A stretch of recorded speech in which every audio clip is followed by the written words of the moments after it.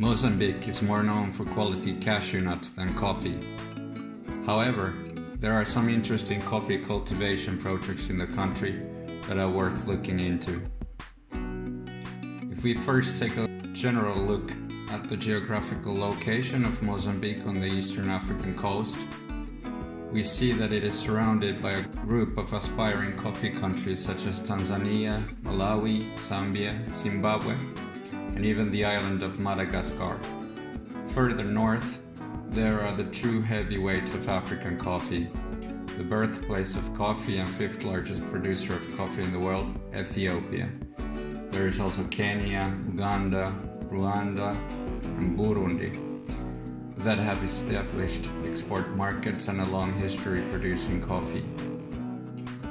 But Mozambique is also well positioned on the so-called coffee belt, the prime coffee growing region bounded by the tropics of Cancer and Capricorn.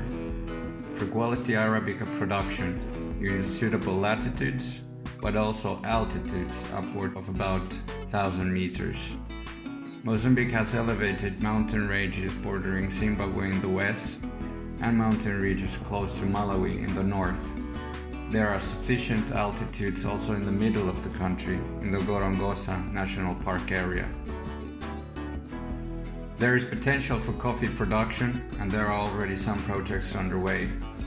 The coffee projects that I know of in Mozambique are Café da Gorongosa, Café do Ibo, Café Niassa, and Café da Fonte Boa. Café Niassa. The Café Niassa is a 100% Arabica beans coffee. It is produced and packed in the Niassa province in the north of Mozambique. There are two roasting varieties, the darker espresso roast and the medium roast that I personally prefer. Café da Fonte Boa.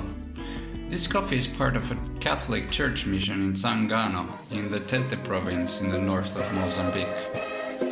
The area is close to the border of Malawi, and the mountain ranges around the area vary in altitudes between 1,000 and 1,500 meters, making it a suitable area for coffee production. This coffee I haven't seen in any normal store. I bought mine in Mozambique Good Trade, and there is little information about it, but hopefully this project will also be successful in helping the local communities to make a viable livelihood with coffee production. Ibo Island coffee. Ibo Island coffee is a real Mozambican specialty. It grows wild on the island of Ibo in northern Mozambique. Most coffee that one can buy in a store is either the Arabica or Robusta variety. The Ibo coffee, however, is based on a rare coffee plant known as Coffea racemosa loureiro. The plant produces a light, herbal coffee that is naturally low in caffeine. I see that this special coffee could be perfect for the late afternoon or early evening, as a normal coffee cup might disturb sleep. The Ibo Coffee Project is sponsored by the World Wildlife Fund and Slow Food Foundation and aims to give a viable alternative as a livelihood to the island's struggling fishing industry. I think now especially is a really good time to buy this coffee to support the Ibo Island, as tourism has suffered due to the volatile conditions in the Cabo Delgado province. Café da Gorongosa. Gorongosa National Park coffee is a really special coffee. It is a large-scale agroforestry initiative with socio-economic and environmental benefits. The project works with 1,000 families living on the mountain with plans to triple that number, with a vision and successful pilot project of sustainable land use, community development, and biodiversity. The project is community-driven, integrating local leaders in the planning process and day-to-day operations.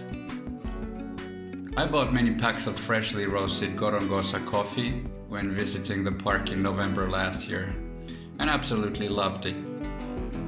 This coffee is still very exclusive since the production volumes are small, but I've found some stores that sell small packets of this coffee in Maputo.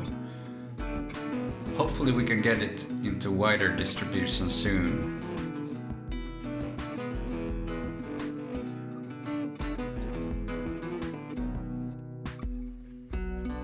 I made a little coffee cupping and tasted and compared these 4 coffees, and my personal favorite was the Café da Gorongosa, in which I sensed some berry-like qualities, typical of many East African quality coffees.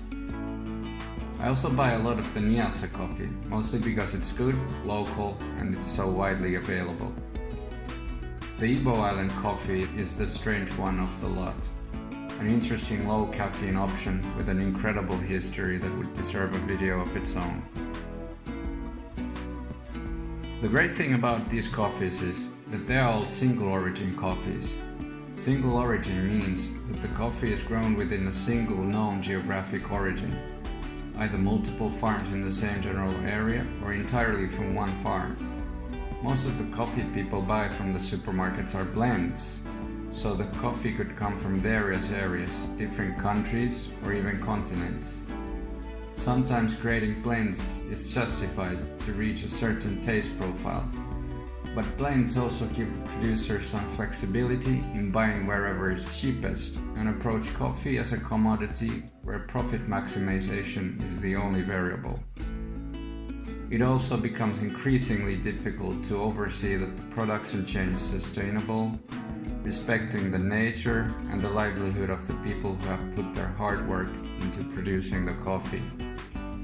With single origin coffee, it becomes possible to have transparency and traceability to the sustainability of the coffee production chain, all the way from the farmer to the cup. I recommend that if you live or visit Mozambique, try some or all of these coffees and see which one you like.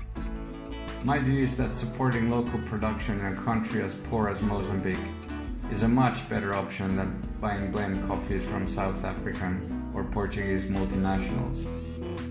At least with the Niassa coffee, there is also basically no price premium to pay for a local product.